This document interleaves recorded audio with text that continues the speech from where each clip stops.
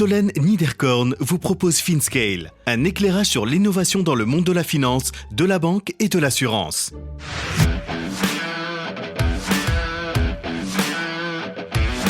La rencontre détonnante d'un startup studio et de la finance. Camille Thian, founding partner de Logic Founders à Paris. Pour que ça marche, il faut des gens qui ont envie d'apprendre et qui ont envie de progresser. On parle à des gens qui cherchent à entreprendre, qui sont encore au début de leur réflexion, qui cherchent des associés, des idées.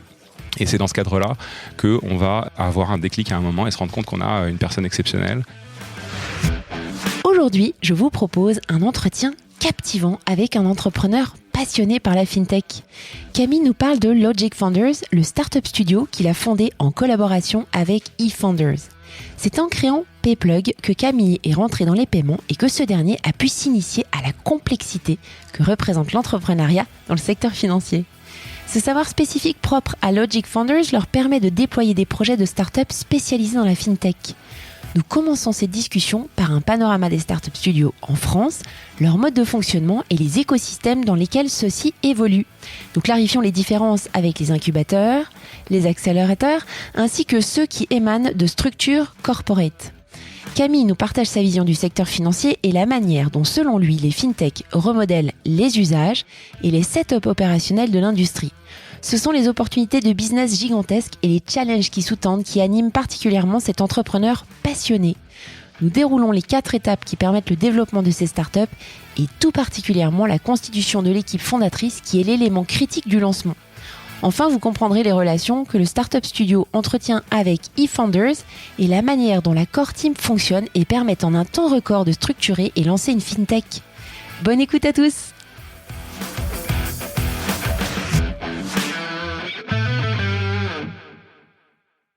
Bonjour à tous, bonjour Camille. Bonjour Solène. Merci beaucoup d'avoir accepté mon invitation lancée il y a quelques mois maintenant pour nous parler de Logic Founders.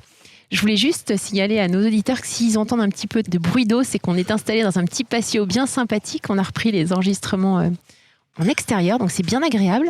Est-ce que tu pourrais, s'il te plaît, te présenter et j'aimerais que tu nous approfondisses particulièrement ton expérience chez Payplug, s'il te plaît. Bien sûr. Écoute, donc je suis Camille Thian, je suis cofondateur de Logic Founders, qui est un startup studio dédié à la fintech que j'ai lancé pas plus tard qu'au mois de janvier en collaboration avec eFounders, donc qui est un des plus célèbres startup studios européens. On en reparlera sur le modèle startup studio, etc. Mais pour te parler de mon expérience, j'ai fait le gros de ma carrière en tant que fondateur de Payplug, qui est une startup de paiement en ligne que j'ai créée en 2012, que j'ai développée avec Antoine Grimaud, donc mon associé, jusqu'à la cession auprès de Natixis en 2017. Pour revenir un petit peu sur cette expérience, concrètement, Payplug, c'est une plateforme qui permet aux e-commerçants de type PME d'accepter les paiements par carte sur leur site. En 2012, à l'époque, si tu veux, on était principalement dans un monde où les PME acceptaient les paiements par carte via PayPal, ce qui était relativement simple à mettre en place, mais qui nécessitait des parcours d'achat qui étaient assez lourds pour le payeur, parce qu'il fallait avoir un compte PayPal, il fallait passer par leur interface. Et quand on voulait accepter les paiements CB de manière assez simple, il fallait passer par sa banque et en général passer par une plateforme technique qui était compliquée à intégrer. Et donc nous, notre idée, c'était de créer des plugins pour les plateformes e-commerce, ce qui permet à un e-commerçant d'activer en fait le module CB très simplement en quelques clics sur son site. Donc le parcours de Payplug, c'est une startup donc on a monté en 2012. On a fait quelques levées de fonds. On a levé relativement peu d'argent hein, quand on voit le monde dans lequel on évolue aujourd'hui. Au total, on avait levé 1,5 million d'euros. On a eu auprès de Business Angel.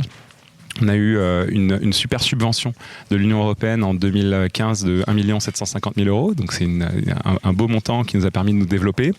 Et on a attaqué deux marchés principalement, la France et l'Italie, jusqu'à ce qu'on ait l'opportunité donc, de 2016-2017 de céder la société à Natixis avec un super projet industriel en fait, qui a permis de développer la société beaucoup plus vite et qui a permis aussi de faire une exit très positive.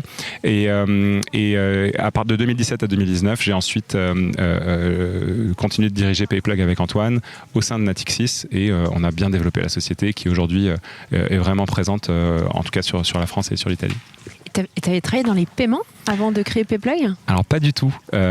Moi auparavant, donc moi je suis ingénieur de formation. J'ai travaillé en consulting chez McKinsey au début de ma carrière. Je suis passé un petit peu à la direction stratégique de Google et j'ai fait un MBA. Et c'est pendant mon MBA que, donc en 2010 à 2012 aux États-Unis, j'ai vu de nouveaux modèles arriver dans le monde des paiements. On parlait pas du tout encore de fintech à l'époque. On parlait de paiement, quoi. On parlait d'usage. Il y avait notamment une société, une start-up qui commençait à avoir un peu de visibilité qui s'appelle Square. Square qui permet à un vendeur, un commerçant, un taxi d'accepter le paiement par carte sur son mobile directement avec un boîtier attaché au mobile. Et à la base, en fait, on s'était dit on va monter ça en Europe, on va monter ça en France. Et assez rapidement, on a vu que la complexité, notamment sur les certifications des terminaux attachés au smartphone, qui était plus compliqué en Europe qu'aux États-Unis, on s'est dit voilà, on va pas faire de hardware, on va rester sur du software et on est passé sur le paiement en ligne, donc vraiment en écoutant des clients. Et donc pour répondre directement à ta question, on n'y connaissait rien. Je pense qu'on avait la force de la naïveté de la première fois, c'est-à-dire qu'en fait, quand tu sais pas comment quelque chose fonctionne, tu poses des questions et tu dis pourquoi. Et quand les personnes te disent non, c'est pas possible, personne fait ça comme ça. Tu dis pourquoi ? Moi, je vois pas pourquoi on fonctionne pas de cette manière-là. Et évidemment, tu te prends une grosse claque quand tu comprends ce que c'est que faire bouger de l'argent, les enjeux hyper sensibles de risque, de fraude, de blanchiment qui sont associés à ces activités-là. Et donc, tu te professionnalises et t'apprends. Et c'est ce que j'aime beaucoup dans la fintech, c'est qu'on est tout le temps en train d'apprendre de nouvelles choses. Merci pour ce retour d'expérience. On va peut-être faire un épisode spécifique sur PayPlug en Rex. Merci beaucoup. Alors donc l'objectif aujourd'hui, parce qu'il y a toujours un objectif, un apprentissage à avoir sur les épisodes de FinScale, c'était qu'on comprenne ce que c'est qu'un startup studio, que tu nous expliques en quoi ton expérience chez PayPlug te permet désormais d'accompagner des entrepreneurs avec toi. En gros, c'est quoi un startup studio ? Et est-ce que tu pourrais nous expliquer les différences fondamentales qu'il y a entre un startup studio, un accélérateur et un incubateur ? Bien sûr. Écoute, je vais peut-être commencer par ces deux-là. Il y a plusieurs types de structures d'accompagnement, vraiment les incubateurs, les accélérateurs qui accompagnent les entrepreneurs. Souvent, les incubateurs sont associés à un lieu. Donc c'est des structures qui vont te permettre de développer ton entreprise, qui vont te donner des bureaux, qui vont créer un écosystème dans lequel tu vas pouvoir rencontrer d'autres entrepreneurs, pouvoir établir des relations avec des entrepreneurs et également apprendre des choses. Il va y avoir souvent des animations, des formations. Ça va souvent se porter sur quelques années. Donc tu vas avoir des incubateurs comme par exemple le Swave, qui est un incubateur fintech associé à la région Île-de-France. Et ça va vraiment être quelque chose qui va s'insérer dans la durée. Donc les gens y restent 1 an, 2 ans, 3 ans. Moi, dans ma entreprise précédente, on était resté dans un incubateur au village dans Paris. Et effectivement, tu as aussi d'autres types de structures comme les accélérateurs. Et là, on parle beaucoup plus de programmes d'accélération. Donc les accélérateurs, tu vas avoir l'un des plus connus dont on parlera peut-être, c'est Y Combinator aux États-Unis. Ça a été décliné dans pas mal de pays. En France, il y en a aussi un certain nombre. Et c'est souvent des programmes dans lesquels tu vas pouvoir entrer sans nécessairement qu'il y ait des bureaux. Ça va être un programme de 3 à 6 mois où tu vas être accompagné, où on va t'aider à établir des objectifs et faire un suivi très très précis de tes métriques, de tes objectifs pour pouvoir être prêt en général à aller pitcher à des investisseurs. Souvent les programmes d'accélération vont aboutir sur un Demo Day qui est une présentation à un certain nombre d'investisseurs, VC, qui vont déboucher ensuite sur des rendez-vous et peut-être sur une levée de fonds. Les startups qui postulent pour ces programmes d'incubation ou d'accélération, elles en sont à quel stage ? En général, c'est plutôt très early stage. C'est souvent pré-première levée de fonds. Donc, on est vraiment dans le pré-seed. C'est à la création. En général, on a un peu d'argent de family and friends, l'argent des fondateurs qui est entré dans la société, peut-être un peu de subvention. Et c'est à ce moment-là qu'on est en train de structurer. En général, une fois que la société a fait un seed round avec du venture, elle sort en fait de ce périmètre. Et le type d'accompagnement, alors moi je sais, parce que je l'ai déjà fait, c'est passionnant, ça diffère beaucoup d'un programme d'accélération à un autre. On va retrouver quel type de formation ? Alors, De façon concrète. Hein. Alors moi je vais te donner de mon expérience quand j'avais été, donc j'avais participé dans un incubateur et on était dans un incubateur sur PayPlug et également on était passé par un programme d'accélération qui s'appelait l'accélérateur, qui s'appelle maintenant Day One. Écoute, le programme d'accélération en général, ça prend la forme d'office hours avec les partenaires de l'accélérateur, où tu vas, quel qu'il soit, où tu vas pouvoir voir régulièrement les partenaires une fois par semaine, 2 fois par semaine, et faire un suivi en général sur le produit et sur la commercialisation.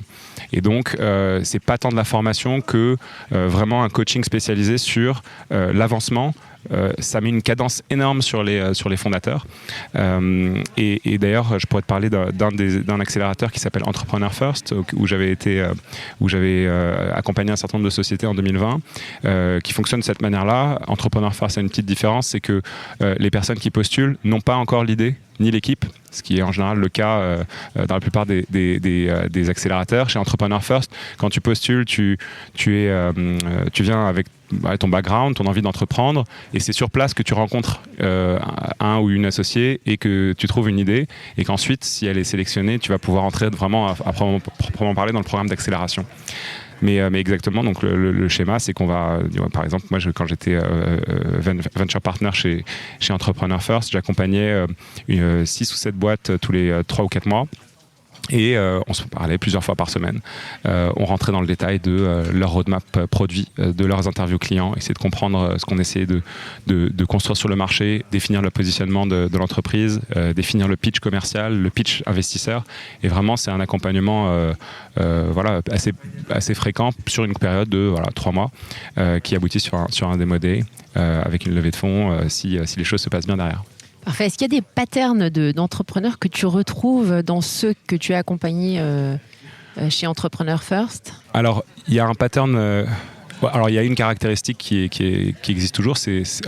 Pour que ça marche, c'est qu'il faut des gens qui ont envie d'apprendre et qui ont envie de progresser. Et ça se retrouvera, à mon avis, dans n'importe quelle structure. On n'a pas encore parlé du Startup Studio, mais sur cet aspect-là, ça va se rejoindre. C'est-à-dire qu'il faut des personnes qui recherchent à vraiment se développer et qui sont aussi conscients qu'ils n'ont pas les clés de la réussite dans leur tête tout de suite. Donc, une forme de modestie. Voilà. Une forme de modestie, et je pense c'est vraiment la caractéristique de l'entrepreneur qui est en même temps confiant mais en même temps assez humble, qui sait ce qu'il ne sait pas, ou en tout cas qui sait qu'il y a des choses qu'il ne sait pas. Très bien.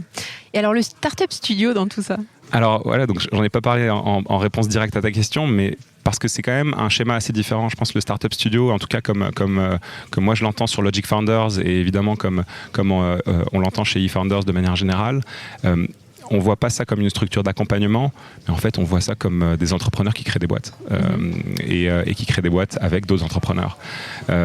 La particularité du Startup Studio, et je pense que c'est le cas dans la plupart, et c'est peut-être la caractéristique, parce que même tous les Startup Studios ont leurs particularités et leur fonctionnement souvent assez différents, mais là où ils se rejoignent tous, c'est qu'en général, ils sont à l'initiative des idées et des projets. Donc la particularité d'un studio comme Logic Founders, c'est qu'en général, là par exemple, nous, avec l'équipe, on a un certain nombre d'idées de start-up dans la fintech qu'on veut lancer. On défriche le terrain, on analyse le marché. Quand on décide de se lancer, on commence à en parler à des personnes avec qui on voudrait potentiellement créer cette société. Mais de la même manière que toi, si tu veux monter une boîte, tu vas parler à des gens, 1, 2, 3 personnes, tu vas voir à qui l'idée accroche. Et on n'est pas en train de recruter des gens, on n'est pas non plus en train d'écouter des gens venir nous pitcher leur idée. Parce que nous, en fait, on est des entrepreneurs, on a envie de monter une idée A, et ben voilà, nous on va la monter cette idée. Donc, on parle à des gens qui cherchent à entreprendre, qui sont encore au début de leur réflexion, qui cherchent des associés, des idées. Et c'est dans ce cadre-là qu'on va avoir un déclic à un moment et se rendre compte qu'on a une personne exceptionnelle qui a le potentiel, et on pourra en parler de ce qui rend, de ce qu'on cherche en l'occurrence dans les fondateurs. Ouais. Et une fois qu'on a donc l'équipe de fondateurs, le studio et les fondateurs co-construisent sur une période. Alors ça dépend des studios. Chez nous, ça va être si je vais être large, entre 6 et 18 mois, mais plutôt en moyenne 12 mois. On va co-construire la plateforme, en général technique, puisque c'est que de la tech, chez nous en tout cas, la plateforme technique, la première version du produit, les premiers clients, la commercialisation, la communication, la marque et les débuts de chiffre d'affaires pour pouvoir être prêt à aller faire un seed round. Et dans tout studio, il y a une phase d'exit, ou en tout cas de sortie du studio, c'est-à-dire que opérationnellement, quand la société a levé des fonds et qu'elle est prête à être complètement indépendante, le studio se retire d'un point de vue opérationnel, mais nous on reste complètement aux côtés des fondateurs où on est en général on est au board, on les accompagne de près, on est peut-être le numéro de téléphone le premier dans leur liste de contacts. Ils savent qu'ils peuvent nous appeler et on se parle très régulièrement pour les aider à continuer de se développer. Merci beaucoup, c'est très clair. Alors, est-ce qu'il y a beaucoup de start-up studios en France ? Oui, alors il y en a pas mal. Il y a pas mal de panoramas qui ont été faits. C'est un modèle. Enfin, quand je dis pas mal, c'est-à-dire que ma réponse est mitigée, c'est qu'en fait, il y en a beaucoup moins que de fonds d'investissement, je pense. Le startup studio, c'est un modèle quand même relativement rare dans le monde de l'early stage. En ce moment, enfin, ça a été un modèle qui a été lancé. Je pense que eFounders a été le premier studio au niveau européen. En tout cas, ils ont monté ça en 2011, donc ça fait déjà 10 ans. Ils ont déjà créé une trentaine de sociétés. Donc eFounders est l'un des plus établis, en tout cas les plus connus. Mais il y en a d'autres. Et en fait, ils se distinguent par souvent leur mode de fonctionnement et l'écosystème dans lequel ils évoluent. Donc, par exemple, tu as des startup studios qui sont lancés par des anciens entrepreneurs, donc comme eFounders. Je pense aussi à Founders Future. Je pense à 321 Founded. Mais aussi d'autres qui émanent de structures corporate. Donc, par exemple, tu as Kamet qui est lié à AXA, qui est un startup studio corporate. Tu as aussi des startup studios qu'on appelle parfois startup studio as a service, qui permettent à des corporates de lancer des sociétés. Donc en fait, c'est presque. Je connaissais pas ça. Donc ceux qui ont lancé un peu BCG avait lancé Digital Ventures qui est sur ce schéma-là. Donc en gros, ils aident leurs clients à monter des startups, à monter des projets, à monter des structures indépendantes. Il y en a quelques-uns en France également. Et moi, je pense aussi à des studios qui sont thématiques, par exemple Techno Founders. Moi, je connais bien les fondateurs qui sont spécialisés dans la deep tech. Et dans la fintech, avant Logic Founders, il n'y avait pas grand-chose en tout cas en France. Il y avait évidemment ceux qui étaient liés au corporate, donc Crédit Agricole en a un et AXA dans la InsurTech, mais de start-up studios indépendants dans la fintech, c'est vraiment quelque chose de nouveau en tout cas dans notre région. C'est pour ça que je t'ai contacté. Alors, justement, pourquoi avoir lancé un startup studio dédié à la fintech ? C'est quoi l'idée derrière ? Alors, la réponse sincère et honnête, c'est que j'ai envie de monter plein de fintech. J'adore ce secteur. Et en réalité, si on prend un peu de recul, la fintech, c'est la nouvelle génération c'est le renouvellement du secteur bancaire et financier. Les financial services, c'est, je crois, le deuxième plus gros secteur industriel, en tout cas secteur industriel dans le GDP. Donc c'est vraiment très très très gros. Et c'est fait d'acteurs qui n'ont pas su encore se renouveler et donc ça crée des opportunités gigantesques. Moi, ce qui m'intéresse beaucoup dans la fintech, c'est le fait que chaque opportunité adresse un marché gigantesque. Il faut penser que chaque euro qui se déplace ou qui est prêté dans toute l'économie nécessite un acteur financier. Et aujourd'hui, ces acteurs financiers fonctionnent avec une version améliorée de ce qu'on faisait sur le papier. Donc, ils ont digitalisé du papier, mais n'ont pas créé de vraies interactions software, de vrais parcours et de produits software pour pouvoir améliorer les usages et rentrer en fait dans les comportements que les consommateurs et les entreprises attendent aujourd'hui. Donc ça crée des opportunités gigantesques et ce qui fait qu'on n'est qu'au début, je pense, de la fintech. Dans les 10 dernières années, les fintech ont amélioré les produits qu'on connaît le mieux, en tout cas dans le grand public. Donc la néobanque, c'est une banque, sauf qu'au lieu d'avoir une agence, on a une application mobile. Et c'est beaucoup plus simple. C'est disponible toute la journée, le week-end aussi. Le moins de changements sur son compte, on peut le voir et on peut l'effectuer depuis le mobile. mais ça reste le même usage dans un canal nettement amélioré. Et donc on a l'impression que tout a été fait parce qu'en fait, on voit que ce qui existait avant a été amélioré. Donc on se dit, bah tiens, la fintech, en fait, c'est fait, en fait, c'est traité, le sujet est géré, quoi. Ouais. Sauf qu'il y a deux choses qu'on ne voit pas. Le premier, c'est ce que j'appelle, moi, les fintech building blocks. C'est qu'en fait, en dessous, derrière l'envers du décor de tout le monde bancaire, les coulisses en fait du monde bancaire reposent aujourd'hui sur une couche d'infrastructure software qui est complètement dépassée.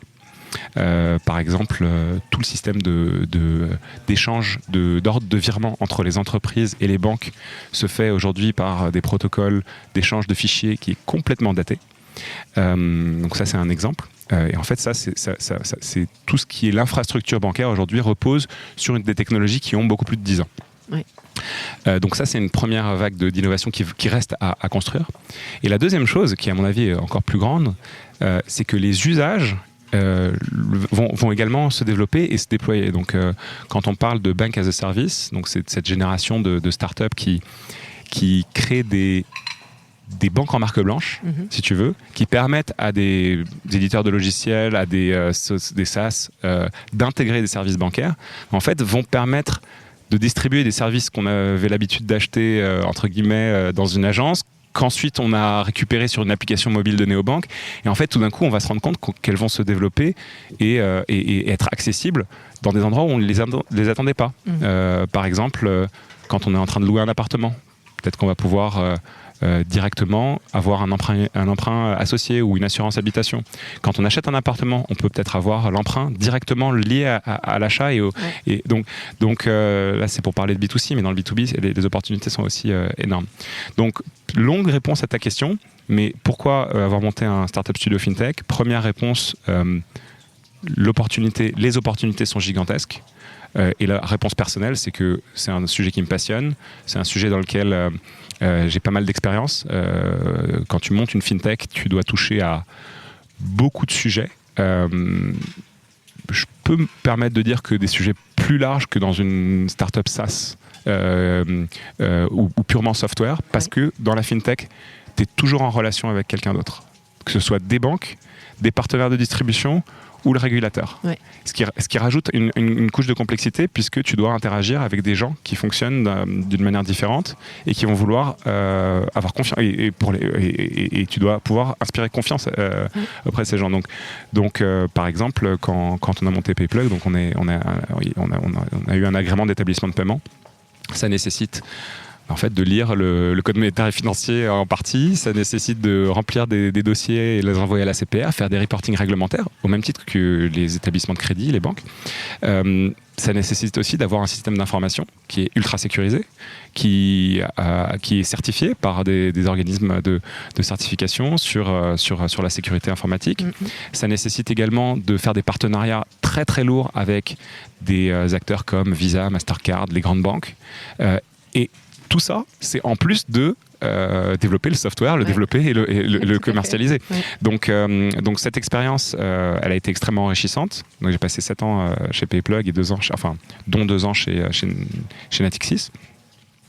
Et donc là où on peut vraiment apporter des choses, c'est que on a un savoir et un réseau qui fait que les projets vont partir beaucoup plus vite que si on se lance sans avoir cette expérience fintech.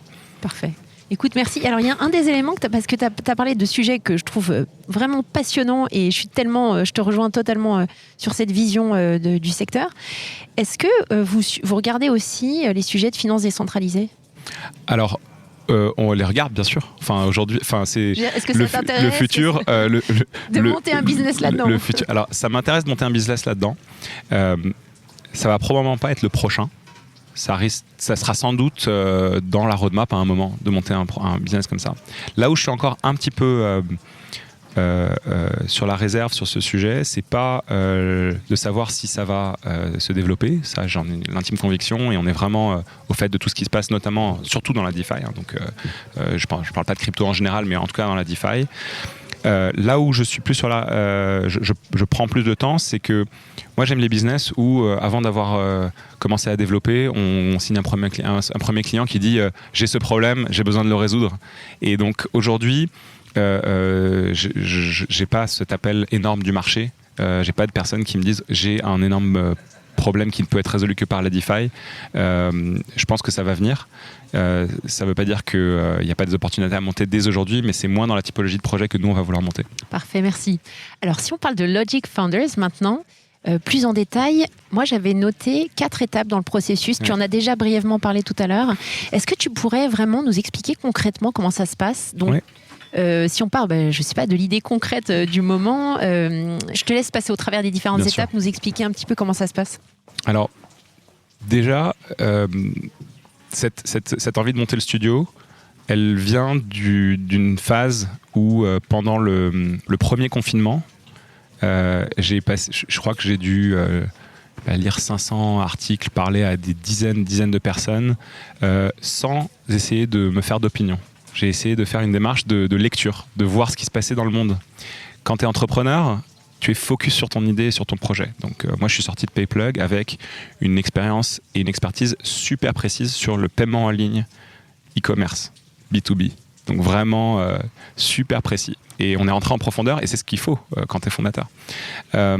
Par contre, j'avais besoin de sortir de ça et donc sans avoir nécessairement une opinion sur le futur, je voulais vraiment découvrir des choses. Donc j'ai vraiment pris ce temps-là et j'ai abouti à une liste de peut-être une cinquantaine d'idées en vrac de projets dans la fintech avec une dizaine qui avaient probablement du potentiel et 4-5 que j'avais vraiment envie de monter.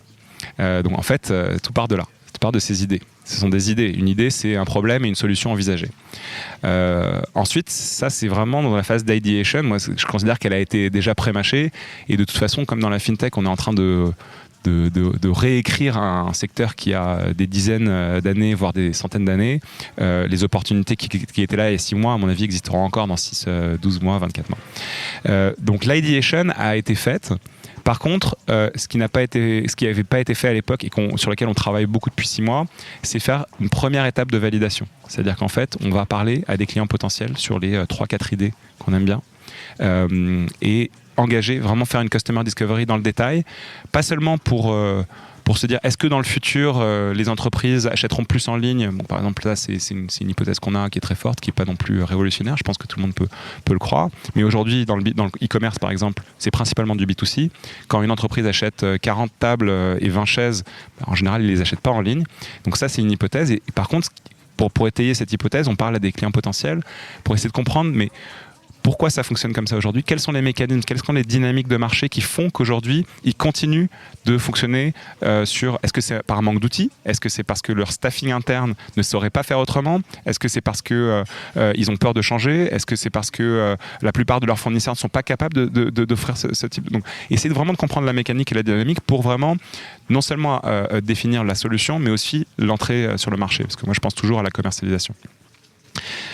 Quand on commence à avoir une confirmation de marché, là on part à la recherche de fondateurs.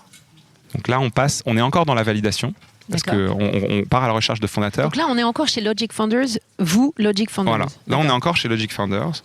Et donc par exemple aujourd'hui il y a 3 idées qui en sont à ce stade, que j'aimerais monter. Okay, une qui est dans la vérification d'entreprise. Donc B2B, voilà. Une qui est dans les paiements B2B e-commerce.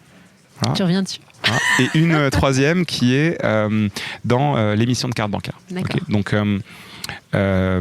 par API et qui permettrait à des néobanques de pouvoir se connecter au réseau de cartes de manière beaucoup plus simple. Voilà. Donc ça, c'est 3 idées. Elles sont détaillées dans un mémo qui doit faire 5-6 pages. Il y a des notes d'entretien. Il y a peut-être des maquettes. Aller au crayon à papier ou même dans une... Voilà. On en est là. On a un début de validation, mais on ne veut pas aller plus loin tant qu'on n'a pas l'équipe fondatrice, parce que l'équipe fondatrice, nous, on va chercher des entrepreneurs qui vont construire le produit. On ne veut certainement pas trouver des personnes qui vont exécuter notre plan. Tout à fait. On veut trouver des gens qui vont... le sujet. En fait, déjà, on veut trouver des gens qui vont qui vont partager très rapidement et qui vont tomber amoureux de cette idée et qui vont partager très rapidement la vision, qui vont être d'accord en fait sur notre lecture, avec notre lecture. Et une fois que on a ces personnes, on va vouloir construire le produit ensemble. Et donc à ce moment-là, on part à la recherche de fondateurs. Alors on part à la recherche. On a la chance, notamment avec eFounders, et on parlera peut-être de la relation que Logic Founders a avec eFounders, d'avoir beaucoup de personnes qui nous contactent, beaucoup de personnes qui nous sont présentées, et donc en fait on parle aux gens qu'on nous présente concrètement. D'accord. Okay. Vous avez quand même en tête un candidat rêvé, ou vous êtes plutôt open et voilà, plutôt ouvert dans les différents profils que vous avez envie de recruter? Alors, un gros plus, en fait il y a deux choses qui sont importantes. La première, c'est l'ADN entrepreneur.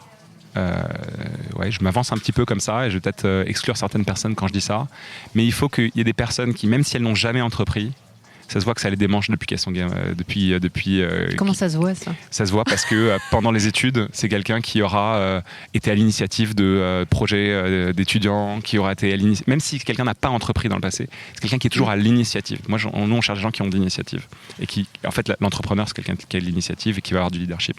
Donc, ça va se voir dans les expériences à côté. Ça va être des personnes qui vont avoir des projets perso. Ça va être des gens qui vont avoir lancé un bout de code sur Internet dans une petite communauté. Ça va être des personnes qui ont baigné dans l'entrepreneuriat d'une manière ou d'une autre parce que leurs frères, leurs sœurs, leurs parents ont été entrepreneurs et donc c'est quelqu'un qui a envie d'entreprendre depuis longtemps. Okay, donc ça, c'est un point hyper important.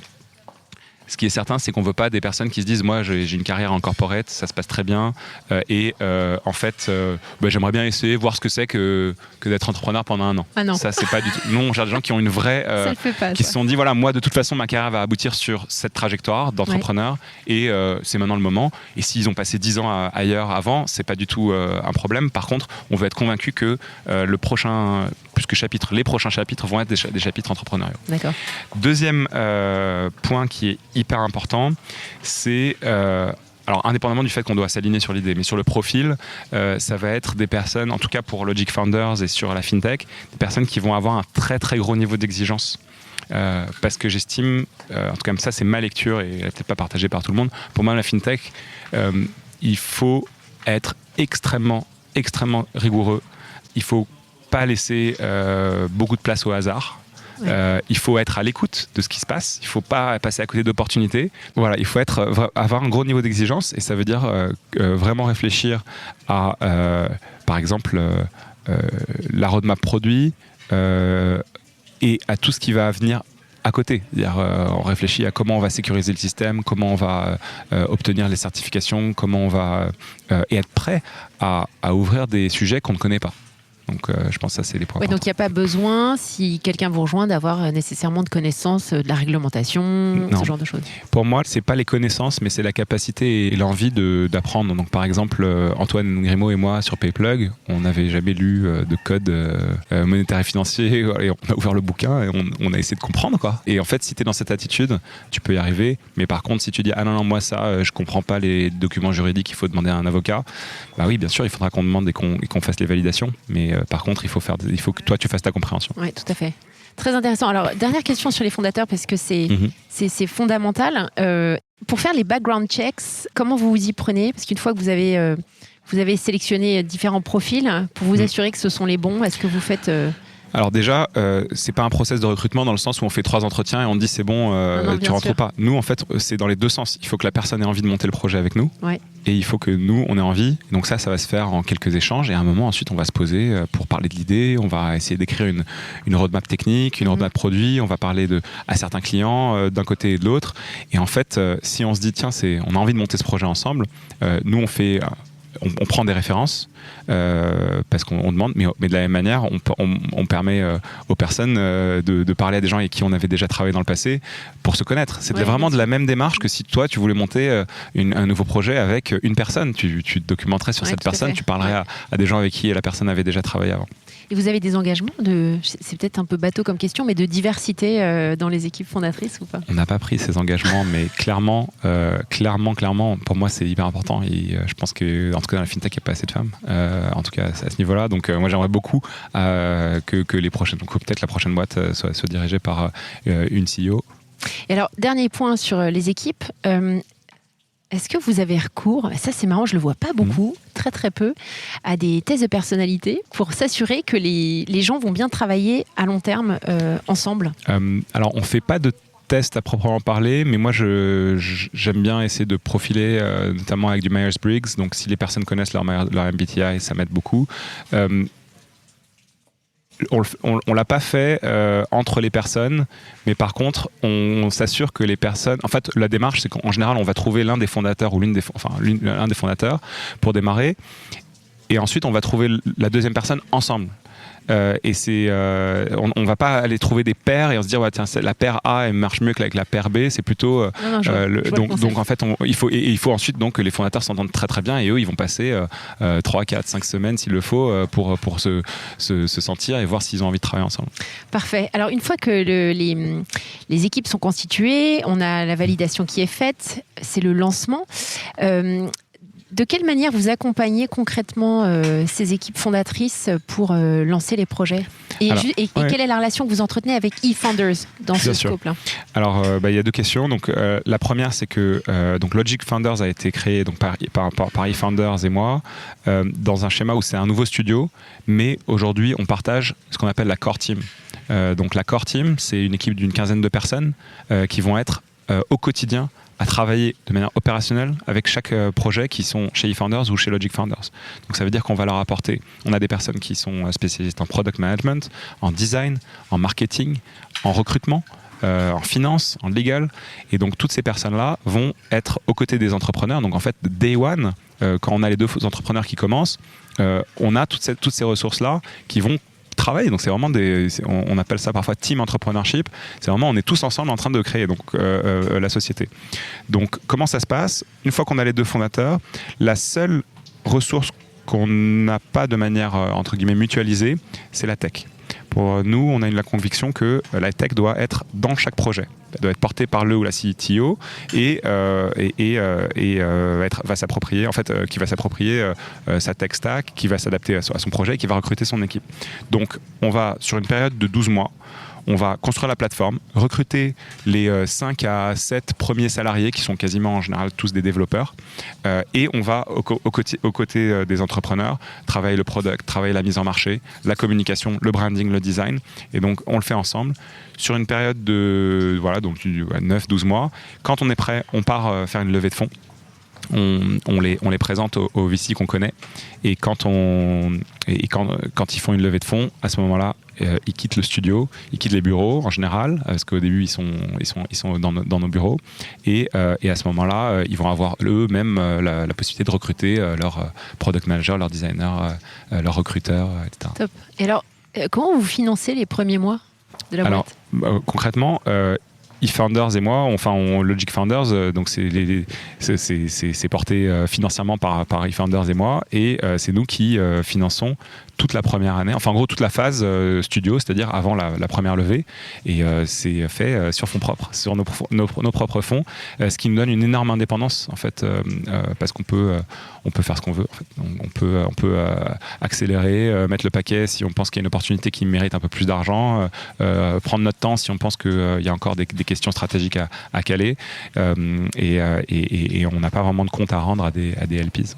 Et à la phase de spin-out, du coup, vous vous positionnez comme un investisseur, comme un VC qui rejoint? Ou vous avez quel type de relation vous entretenez à plus long terme avec les boîtes? En fait, je pense que d'un point de vue juridique et sur le papier, on va être un actionnaire comme les autres. Sauf qu'en réalité, on a été là au début, on a été là quand il n'y avait rien, et donc on a une relation qui est extrêmement privilégiée avec les fondateurs, ce qui fait qu'on va être vraiment à leur côté tout au long. On est là pour toute la partie, quoi. On n'est pas là pour...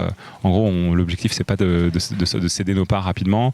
Au contraire, nous, on reste jusqu'à la fin, jusqu'à l'exit, s'il y a une exit. Donc, mais par contre, et donc on va être au board déjà, et on va parler très régulièrement aux fondateurs quand ils vont avoir une question. Ils hésitent entre deux VC pour leur série A, à qui on parle. On va appeler les VC lors de la série A pour leur dire ce qu'on a pensé des fondateurs, leurs forces qu'on a vu dès le départ, comment ils ont évolué. C'est quelque chose que les VC demandent beaucoup. C'est quelle était la trajectoire de cette personne que tu connais depuis 3 ans maintenant. Quand elle est arrivée, elle en était où? Aujourd'hui, elle en est où?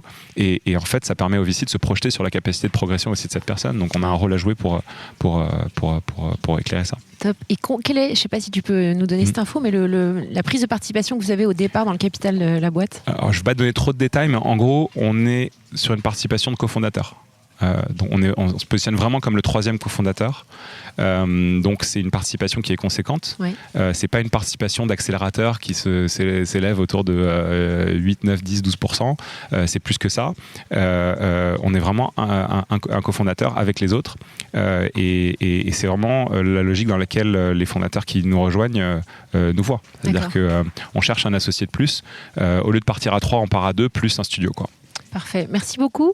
Dernier point que je voulais discuter avec toi, parce on arrive en fin d'épisode, c'est les 3 lancements des boîtes dont tu as parlé, où il y en a une qui est plus aboutie que alors, les autres. Les 3 sont... Enfin, on est chaud pour les lancer. Ouais.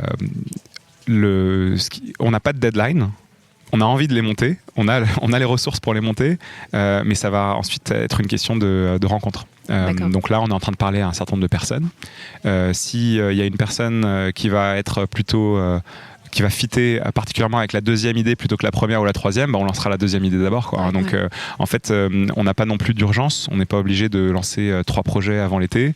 On est vraiment drivé par notre envie et par les rencontres qu'on va faire, mais par contre on est vraiment disposé à y aller si on a les équipes prêtes, quoi. Donc concrètement, voilà. Après, si je veux être un peu réaliste, je sais qu'eFounders, je crois que leur première année, ils ont mis 1 an et demi avant de lancer leur 2e boîte. Moi là, ça fait, on a lancé la première au mois de mars. J'aimerais bien en monter nécessairement une 2e. Et si les choses se passent vraiment bien, une 3e à démarrer en 2021. Ça, ce serait vraiment super. Parfait. Et alors, le dernier point, je pense à cette question-là que j'ai oublié de te poser et qui m'avait marqué. J'avais entendu Thibaut Elzière parler, je ne sais plus sur quel podcast, qui parlait de l'internationalisation.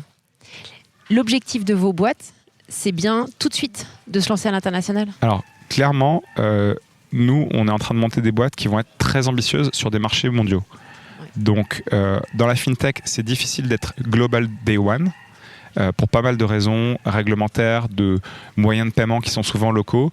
Mais ce qui est certain, c'est que tous les projets qu'on lance sont au niveau européen day one. C'est-à-dire qu'il faut qu'on puisse prendre un client hors France, potentiellement comme premier client. Ouais. Et donc on se set up pour ça, et c'est extrêmement important parce qu'en fait les opportunités sont grandes quand tu regardes sur plusieurs marchés, quoi. Si tu regardes juste sur un marché, les opportunités sont pas aussi importantes, et ce qui est certain, c'est que toutes les sociétés qu'on va monter vont être sur des trajectoires vraiment ambitieuses. Parfait, merci. Bon, eh bien écoute Camille, on va se quitter. Est-ce que tu peux nous recommander un livre? Un livre, écoute, il a été recommandé beaucoup de fois, mais c'est Hard Thing About Hard Things. 5 fois déjà. 5 fois déjà, oh là là. C'est vraiment un bon livre. C'est un bon livre parce que Ben Horowitz parle des moments difficiles, parle de ce qui fait la trempe d'un entrepreneur, je pense. Ça aussi permet aux entrepreneurs de se sentir moins seuls quand c'est difficile, et ça permet aussi de créer un cadre pour prendre des décisions difficiles, et c'est là où à mon avis on reconnaît les gens qui ont les épaules et qui ont la capacité de faire des grosses choses. C'est de prendre des décisions difficiles et les communiquer et continuer d'embarquer tout le monde avec soi quand c'est compliqué, quoi.